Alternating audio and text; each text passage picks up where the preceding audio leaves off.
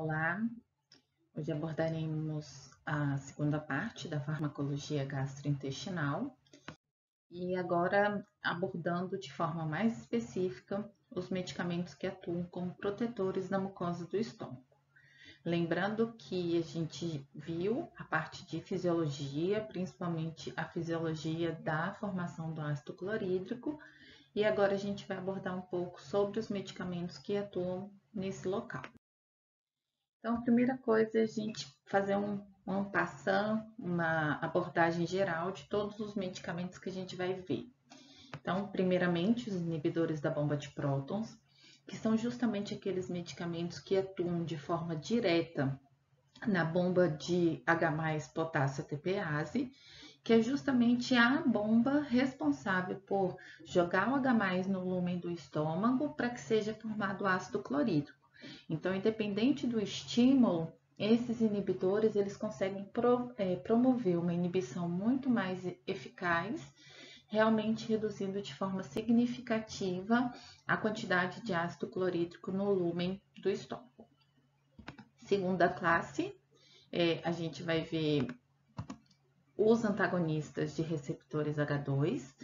Esses são medicamentos que atuam inibindo o receptor de histamina do tipo 2 e, consequentemente, inibindo a ação que a histamina promove de estimulação do ácido clorídrico.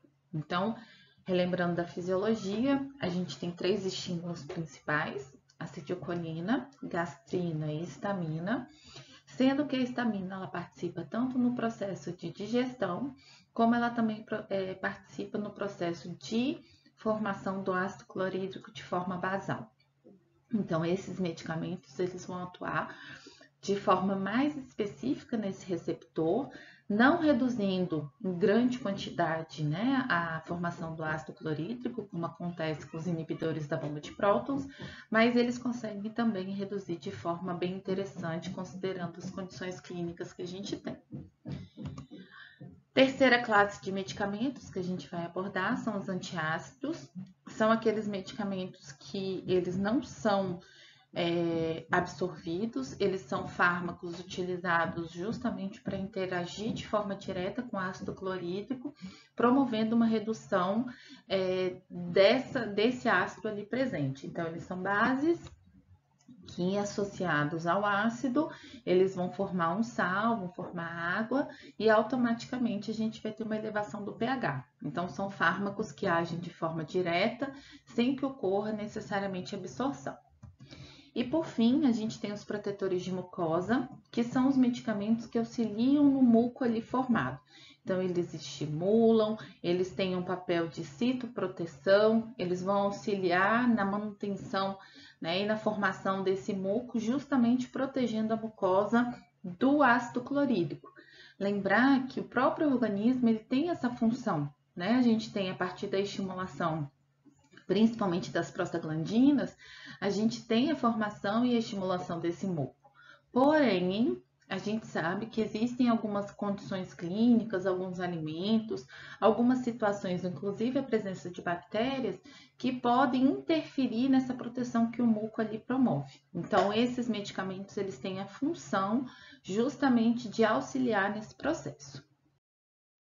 Então, falando dos medicamentos inibidores da bomba de prótons de forma mais específica, agora detalhando o seu mecanismo de ação, esses são medicamentos, como eu falei, que atuam inibindo de forma direta a bomba responsável pela expulsão desse próton, na verdade não é expulsão, né? Mas a colocação desse próton no lumen, ali no canalículo das células parietais, para em associação com o cloreto, a gente ter a formação. Olha aqui, vocês podem observar aqui o canal de cloreto, aqui a bomba de prótons. Então, a gente tem a formação, né, desse ácido ali naquele lumen, e os inibidores da bomba de prótons, de forma bem interessante, eles agem inibindo a ação dessa bomba. Eles interagem com essa bomba. Então, olhando aqui na figura à direita, vocês podem observar que a gente tem um dos representantes, que é o omeprazol. Ele é o representante mais conhecido e ele é um profármaco. O que isso tem de interferência? O que isso é importante para que a gente compreenda essa classe? Primeiramente, esses fármacos, todos da classe, né, dos inibidores da bomba de prótons, eles são ativados em meio ácido. O que isso quer dizer? Que se esses princípios ativos atingirem de forma precoce um meio ácido, eles vão ser ativados. Então, as formulações por via oral desses medicamentos, eles são gastroresistentes, eles têm uma tecnologia envolvida justamente com o objetivo de proteger a ativação precoce desses fármacos. Por isso que a gente tem uma recomendação de forma bem geral em relação a essa classe, que todas as vezes que ele for utilizado por via oral, que esses medicamentos eles sejam utilizados 30 minutos antes da refeição, justamente porque durante o processo de refeição, né, da alimentação, como a gente viu na aula de fisiologia, a gente tem um aumento bem significativo da quantidade de ácido clorídrico ali no estômago. Então, pode acontecer uma ativação precoce. Então, mesmo que exista essa tecnologia de proteção, a gente faz essa orientação e essa orientação ela cabe para via oral, tá? Não tem necessidade de, por via parenteral, fazer recomendação do jejum. Claro que até para facilitar a equipe de enfermagem, né, no momento que se vai fazer a prescrição, a gente coloca o medicamento logo no início do dia, mas para que o medicamento não tenha uma interferência no seu efeito farmacológico, a gente recomenda, tem essa obrigatoriedade na recomendação quando por via oral. Então, continuando aqui, a gente tem o omeprazol, que é um profármaco. Ele, quando ativado em meio ácido, ele vai formar o componente que vai justamente, o componente ativo, que vai promover uma interação com essa bomba aqui no canalículo, percebam, inibindo a ação dessa bomba. Então, quando a gente tem a ativação do fármaco no local correto, a gente tem uma inibição significativa dessa bomba. Por isso que eu comentei que, independente do estímulo de formação do ácido clorídrico, essa classe, quando inibe a bomba, ela consegue realmente reduzir a quantidade de ácido clorídrico no lúmen. O que é extremamente importante quando a gente fala de patologias que estão acometendo, quando a gente tem um paciente que tem uma úlcera, reduzir de forma significativa essa produção do ácido é interessante. Porém, é sempre importante reforçar que o ácido clorídrico ele é extremamente importante quando se fala em processo de digestão. Tá? Então, todas as vezes que eu altero o meio do estômago, elevando esse meio, eu tenho uma interferência na digestão de alguns macronutrientes, a gente tem interferência na absorção, né, de alguns micronutrientes. Então, por isso que utilizar esses medicamentos dessa classe por um tempo prolongado, a gente tem que fazer algumas considerações importantes, tá bom? Então, aqui eu estou mostrando todos os medicamentos que existem dessa classe, a diferença deles não é no mecanismo de ação, como a gente viu, todos são inibidores da bomba de prótons. Então, o que a gente tem de diferença é justamente na farmacocinética. De forma geral, todos esses fármacos eles têm uma meia-vida semelhante, devido a essa ativação e essa inibição por uma ligação covalente. Apesar de ter uma meia-vida curta, a gente tem um efeito farmacológico prolongado em torno de 24 horas. Então, normalmente, esses fármacos são recomendados para serem utilizados uma vez ao dia. Mas eu já vi em algumas condições clínicas, alguns protocolos, a recomendação 2 vezes ao dia. Realmente, isso pode acontecer, principalmente quando a gente tem uma ulcerativa, principalmente quando a gente tem alguma outra condição clínica, como câncer, que tem uma produção ou tem um controle inadequado desse excesso do ácido. Então, em algumas condições clínicas, pode-se recomendar mais vezes ao dia, porém, de forma geral, para as dispepsias, né, para o refluxo gastroesofágico, basta a utilização uma vez ao dia, ok?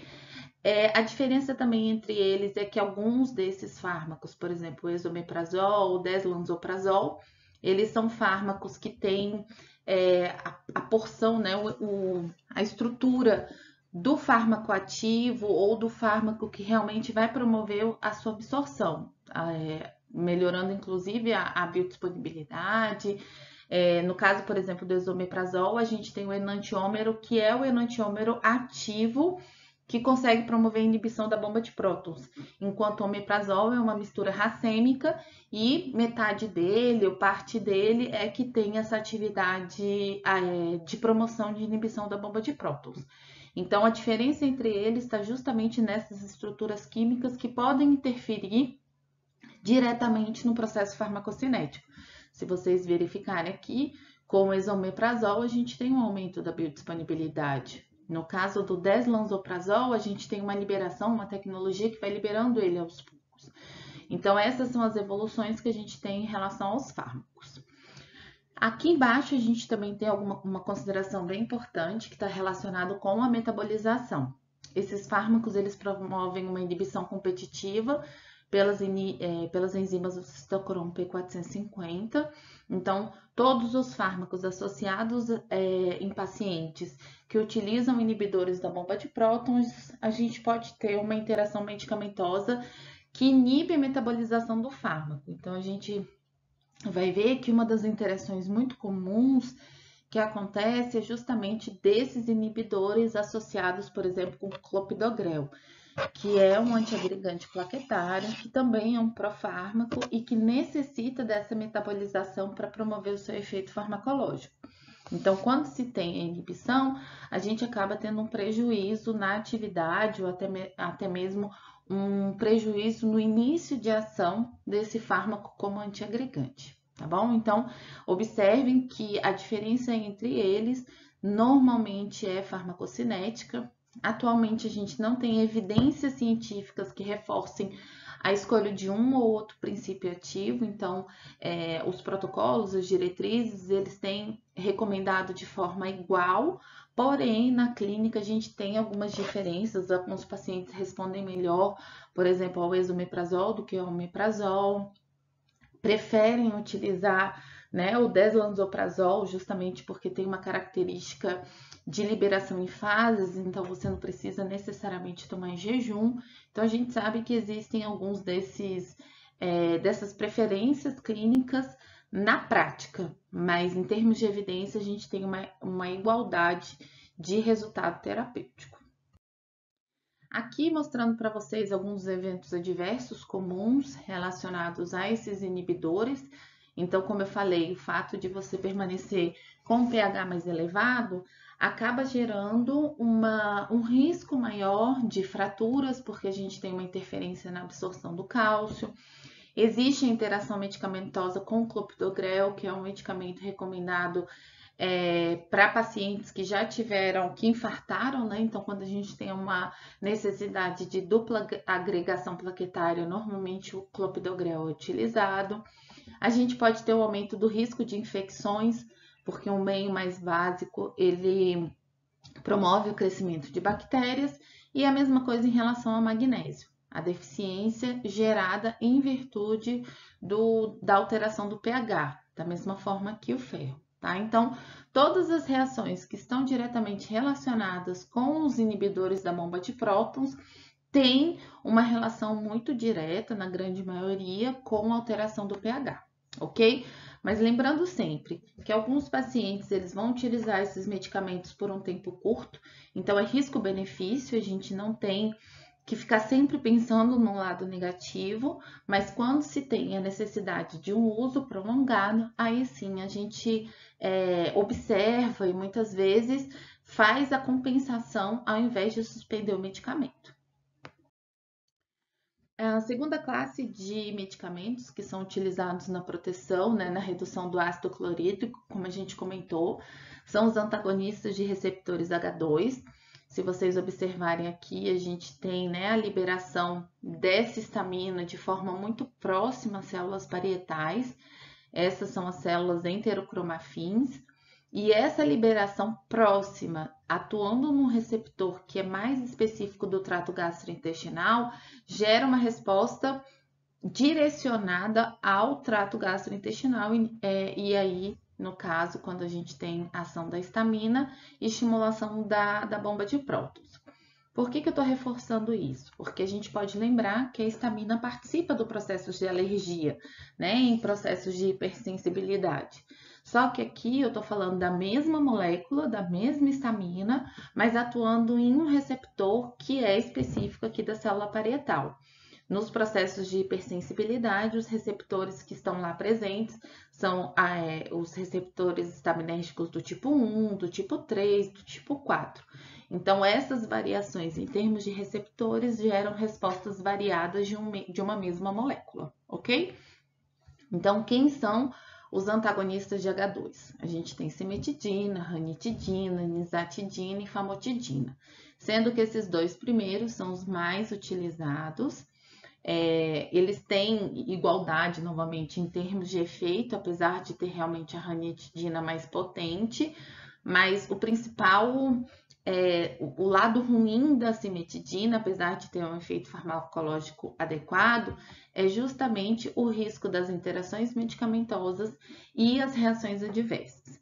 Então, hoje tem se preferido a ranitidina justamente por conta da segurança, por ter realmente um resultado terapêutico com menos risco. Então quer dizer que eu não vou utilizar a cimetidina? De novo, a gente pode utilizar medicamentos que tenham risco de interações medicamentosas, a gente pode utilizar medicamentos que têm risco de reações adversas, mas o que a gente precisa realmente observar é a relação desses medicamentos em termos de risco-benefício, tá? Então, preferencialmente tem se optado pela ranitidina. Se vocês observarem, a gente tem um esquema posológico de 1 a 2 vezes ao dia, e quando se faz a utilização apenas uma vez ao dia, a gente faz essa recomendação ao deitar. Por quê? Porque o pool, né, o aumento da histamina no organismo para promover a produção basal de ácido clorídrico normalmente acontece no período da noite. Então, ao promover essa inibição, eu consigo reduzir em torno de 90% do nível basal do ácido clorídrico ao longo do dia.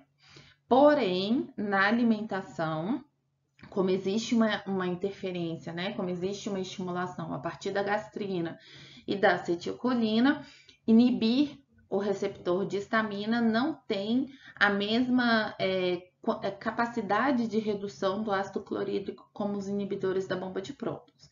Então, durante a refeição, a gente tem uma redução em torno de 70% desse ácido. Quando comparado ao inibidor da bomba de prótons, que reduz quase 99%, realmente é bem diferente. Mas, de forma geral, ao longo do dia, existe uma boa redução do ácido em virtude dessa inibição da produção basal, da ação basal de produção do ácido clorídrico, ok? Então, a nossa terceira classe agora são os antiácidos. Como eu comentei, eles são bases que interagem com o ácido do estômago naquela clássica reação que a gente vê no ensino médio. Então, uma associação de uma base com um ácido, a gente tem a formação de sal e água. Então, isso faz com que eu tenha uma inibição desse ácido ali presente, automaticamente eu tenho uma alteração do pH local. Esses antiácidos são substâncias que não são absorvidas, elas agem de forma local no estômago e por isso a gente recomenda também para gestantes. É muito comum durante a gestação, devido justamente, né, à presença do feto no abdômen, a compressão dos órgãos ali presentes, a mulher ela ter desconfortos gastrointestinais, em especial refluxo gastroesofágico. Então, esses antiácidos, eles ajudam a minimizar esses efeitos causados, né, pela presença do ácido no esôfago. Quais são os 4 antiácidos mais utilizados? A gente tem o carbonato de cálcio, que gera um aumento do peristaltismo também. Então, isso facilita, né, faz com que o alimento passe mais rápido pelo trato gastrointestinal. Mas o lado negativo do carbonato de cálcio é justamente a estimulação que a molécula de cálcio faz em relação à gastrina. Então, esse antiácido ele tem o seu efeito, né, de inibição do ácido ali presente, porém, se muito utilizado ou se utilizado de uma forma muito constante, né, e não só com uma frequência maior, a gente pode ter um aumento da estimulação do ácido ali presente. Então, ele acaba não sendo tão interessante para se utilizar de forma corriqueira. Normalmente, o carbonato de cálcio, ele é associado ao hidróxido de alumínio, que aqui, ó, né, o nosso segundo e terceiro antiácidos, o hidróxido de alumínio e hidróxido de magnésio, porque aí sim eles conseguem promover um efeito mais amplo.